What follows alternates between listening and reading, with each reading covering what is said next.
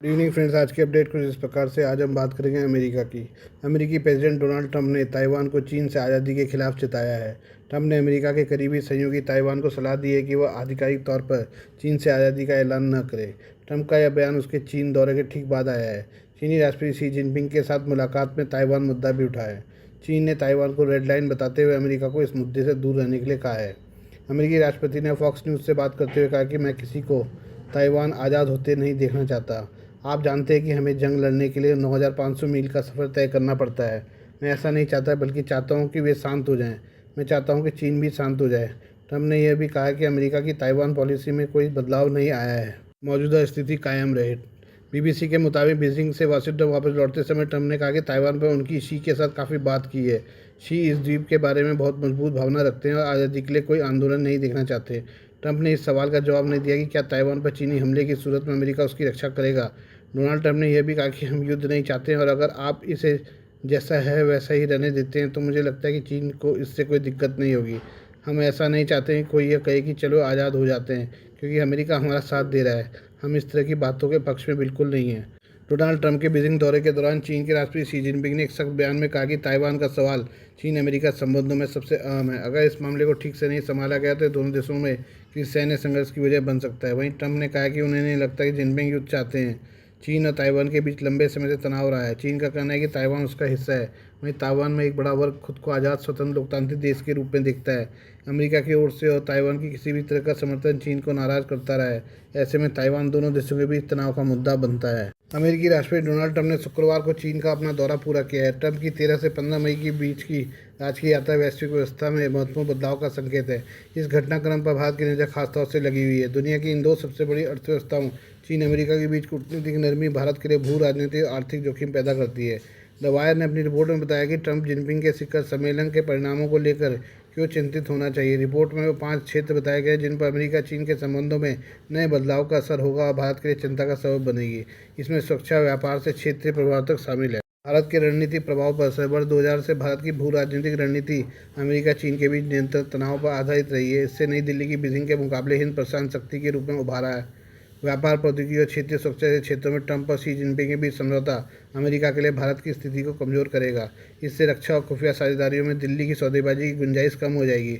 Washington और Beijing अगर अपनी प्रतिद्वंद्विता को खत्म करने के लिए स्थिर तंत्र स्थापित करते हैं तो फिर भारत को अमेरिकी हिंद प्रशांत संरचना में एक केंद्रीय कड़ी के बजाय एक कमजोर भागीदार बनने का खतरा पैदा होगा। वैश्विक आपूर्ति श्रृंखला में भारत को नुकसान। विदेशी निवेश और निर्यात विविधीकरण में भारत की हालिया प्रगति में उन कंपनियों का रोल है जो चीन केंद्रित मैन्युफैक्चर से दूर रहकर जोखिम कम करना चाहती हैं।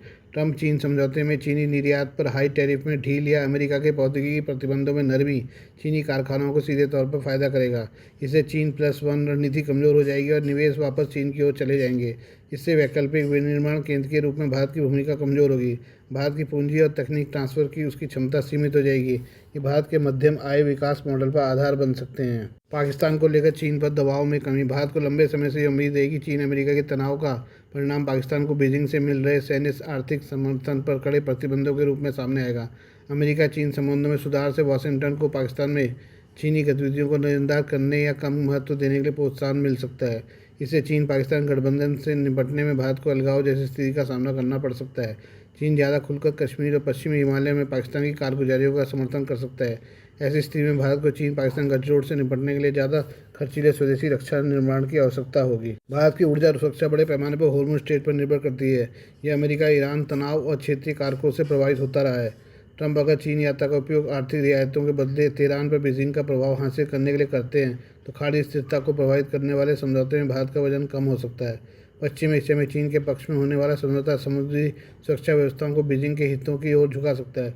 इसका सीधा असर ये होगा कि व्यापार, संरक्षण और संगठन प्रबंधन गठबंधनों में भारत की भूमिका कमजोर पड़ जाएगी। यह क्षेत्रीय शक्ति के रूप में भारत की स्थिति को कमजोर करने वाला होगा।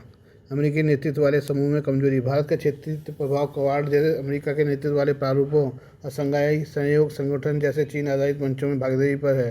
ट्रंप सी शिखर सम्मेलन व्यापार, प्रौद्योगिकी और दक्षिण एशिया सुरक्षा पर G2 की विचारधारा को मजबूत करता है। ये वाशिंगटन और बीजिंग को ऐसे समन्वय पर मजबूर कर सकता है जिससे भारत की भूमिका क्षेत्र में प्रमुख निर्णय लेने में कम हो जाए। भारत ट्रंप सी बैठक को एक दूरस्थ शक्ति प्रदर्शन के रूप में नहीं देख सकता। यह भारत की सुरक्षा, व्यापार और क्षेत्रीय संस्थानों में कार्यकुशलता को सीधे तौर पर प्रभावित करती है। अमेरिका चीन संबंधों में स्थिरता से भारत के रणनीतिक महत्व में कमी, आर्थिक पुनर्व्यवस्था में बाधा, चीन पाकिस्तान गठजोड़ रोकने और पश्चिमी एशिया ऊर्जा समझौते को आकार देने में उसकी क्षमता के कमजोर होने का खतरा है। बात करें पाकिस्तान की रक्षा बजट की। पाकिस्तान अपने रक्षा बजट को बड़े पैमाने पर बढ़ाने की तैयारी में है।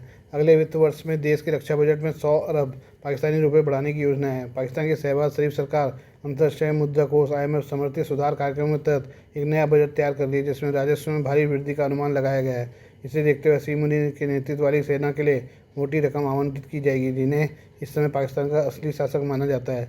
IMF के कर्मचारी की रिपोर्ट का हवाला देते हुए पाकिस्तानी अखबार डॉन ने बताया कि वर्ष 2026-27 के लिए रक्षा खर्च 2.665 ट्रिलियन रुपए का अनुमान है। यह मौजूदा वित्त वर्ष में 2.564 ट्रिलियन रुपए है। 2026-27 में पाकिस्तान का संघीय राजस्व 17.144 ट्रिलियन रुपए पहुंचने की उम्मीद है, जो मौजूदा वर्ष की तुलना में 2 ट्रिलियन की वृद्धि दिखाता है। पाकिस्तान में IMF का डेलीगेशन। अंतर्राष्ट्रीय मुद्रा कोष IMF का एक प्रतिनिधिमंडल इस समय पाकिस्तान की राजधानी इस्लामाबाद में मौजूद है। डेलीगेशन के लोग साल 2026-27 के बजट से संबंधित चर्चाओं को अंतिम रूप देने का काम कर रहा है। यह बजट अगले महीने की शुरुआत में कैबिनेट और संसद के सामने पेश किए जाने की उम्मीद है। IMF समवर्ती योजना के तहत पाकिस्तान की संघीय और प्रांतीय सरकारों के संयुक्त खर्च में GDP के 0.2% की वृद्धि का अनुमान है। इससे यह बढ़कर 4.227 ट्रिलियन PKR तक पहुंच जाएगा। सरकार ने जून 2027 तक सभी संघीय और प्रांतीय भुगतानों के डिजिटीकरण को पूरा करने का भी संकल्प लिया है। वसीम मुनीर के पाकिस्तानी आर्मी का चीफ बनने के बाद से हथियार खरीद और सैन्य ताकत बढ़ाने पर जोर दिया गया है। खास तौर से बीते साल भारत के साथ हुए सैन्य संघर्ष के बाद से पाकिस्तानी सेना और सरकार के बीच एक डर और बेचैनी साफ देखी गई है। भारत के ऑपरेशन सिंदूर के बाद पाकिस्तानी आर्मी ने ताकत बढ़ाने की कस्में बार बार खाई हैं। कश्मीर के पहलगाम में आतंकी हमले के बाद बीते साल मई में भारत ने ऑपरेशन सिंदूर लॉन्च किया था। इस ऑपरेशन के तहत भारतीय वायुसेना ने पाकिस्तान में हवाई हमले किए थे। पाकिस्तान ने इन हमलों के बाद अपनी कमजोरी को महसूस करते हुए सैन्य ताकत बढ़ाने का काम किया है। हालांकि सार्वजनिक तौर पर पाकिस्तान अपनी जीत का दावा करता रहा है। एक बार फिर से डोनाल्ड ट्रंप के बीजिंग दौरे की बात करें। डोनाल्ड ट्रंप के बीजिंग दौरे को कई एक्सपर्ट बहुपक्षीय दुनिया की शुरुआत मान रहे हैं, या कई लोग इसे अमेरिका की पतन की शुरुआत से भी जोड़ सकते हैं। लेकिन ट्रंप की यात्रा ने कुछ चीज़ें दुनिया को दिखा दी है कि चीन अब अमेरिका के बराबर खड़ा हो चुका है। डोनाल्ड ट्रंप जिन मकसदों के साथ बीजिंग गए थे, जैसे कारोबार, तकनीक, ईरान, होर्मुज और द्विपक्षीय निवेश, वो बहुत हद तक पूरे नहीं हो पाए हैं। डोनाल्ड ट्रंप चीन के सामने थोड़े बहुत नखरे दिखाते नजर आए, लेकिन शी जिनपिंग का धैर्य स्थिति के बारे में बता रहा था। डोनाल्ड ट्रंप ने अपने लोगों को दिखाने के लिए दावा किया कि Xi Jinping 200 Boeing passenger plane खरीद रहे हैं, लेकिन चीनी पक्ष ने बहुत प्यार से इनकार कर दिया। लेकिन शी जिनपिंग का थ्यूसिडाइडस का जिक्र मौजूदा जियोपॉलिटिकल हालात को सबसे अच्छे तरीके से दिखाता है। ये एक ऐतिहासिक यूनानी शब्द है और इसे प्राचीन यूनानी इतिहासकार थ्यूसाइडस ने लिखा था कि जब एक उभरती हुई शक्ति जैसे एथेंस पहले से स्थापित महाशक्ति जैसे स्पार्टा को चुनौती देती है, तो दोनों के बीच युद्ध लगभग तय हो जाता है। शी जिनपिंग ने स्पष्ट कहा कि दुनिया में कोई थ्यूसाइडस टैप जैसी स्थायी नियति नहीं है। ये कोई प्राकृतिक नियम नहीं है जिसे बदला न जा सके। इस शब्द का उपयोग करके शी जिनपिंग परोक्ष रूप से स्थापित करते हैं कि चीन अब एक उभरती हुई महाशक्ति है जिसे दबाया नहीं जा सकता। चीन के राष्ट्रपति शी जिनपिंग, अमेरिका के राष्ट्रपति डोनाल्ड ट्रंप पिछले 1.5 वर्षों में डोनाल्ड ट्रंप चीन की पलक को एक बार भी झपका नहीं पाए हैं। हालांकि ऐसा भी नहीं है कि चीन का विस्तार पूरी तरह से हो चुका है। वो भी सप्लाई चेन की समस्या से जूझ रहा है और वैश्विक बाजार में उसके सामानों की डिमांड भी घट गई है और आने वाले वर्षों में उसकी अर्थव्यवस्था का विस्तार भी धीमी रहने वाली है। फिर भी आने वाले 25 से 30 वर्षों में दुनिया बाइपोलर होने के बाद शायद चीन एक महाशक्ति के तौर पर उभर कर सामने आएगा। लेकिन ऐसा होना कई परिस्थितियों पर निर्भर करता है और दूसरी पंक्ति के देश जैसे भारत, रूस, ब्राज़ील, इंडोनेशिया और यूरोपीय संघ को तय करना है कि बहुपक्षीय व्यवस्था वाली दुनिया किस तरह दिखेगी। अमेरिका का भी पतन एक दिन में नहीं होने वाला है, इसमें भी कुछ दशक लगेंगे और तब तक नई शक्तियाँ का उत्थान भी होगा। लेकिन ट्रंप शी जिनपिंग के सामने उस शक्ति की तरह नजर आ रहे थे जिसे एहसास था कि उसका पतन हो रहा है। संयुक्त राष्ट्र का अनुमान है कि 2050 तक चीन की आबादी घटकर 1.31 अरब रह जाएगी। संयुक्त राष्ट्र के अनुमान के मुताबिक 2100 तक चीन की आबादी आधी होकर लगभग 73 करोड़ रह जाएगी, जबकि भारत की आबादी 1.5 अरब पर स्थिर बनी रहेगी। इसलिए भारत आने वाले वर्षों में एक बड़ा खिलाड़ी साबित होने वाला है। उससे बड़ा बाजार कहीं नहीं होगा और भारत से ज़्यादा खरीदार और कहीं नहीं होंगे। डोनाल्ड ट्रंप के नेतृत्व में अमेरिका ने अपने सहयोगियों का जिस तरह से मजाक बनाया, वो भारत और यूरोप को एक नाव पर लाता है। ट्रंप के चीन दौरे को देखें तो पता चलता है कि ट्रंप के एजेंडे में व्यापार होना और दर्जनों दिग्गज कारोबारियों के साथ बीजिंग पहुंचने का मतलब है कि अमेरिका कारोबार के मामले में चीन को दबाने में नाकाम रहा है। अमेरिका ने पिछले 2 दशक में जिस चीन +1 की रणनीति अपनाई थी, वो भी नाकाम रही है। शी जिनपिंग के लिए ताइवान अहम था और उन्होंने अमेरिका के सामने रेड लाइन खींच डाली, मौन स्वर में साफ कर दिया कि बल प्रयोग से इनकार नहीं है। ट्रंप प्रशासन ताइवान पर अपनी स्थिति आज तक साफ नहीं कर पाया है। चीन और अमेरिका के बीच भारत की रणनीति क्या हो, इस पर हमेशा से बहस होती रही है। ट्रंप प्रशासन का रवैया नई दिल्ली के लिए वेकअप कॉल की तरह है कि क्या अमेरिका पर विश्वास किया जा सकता है।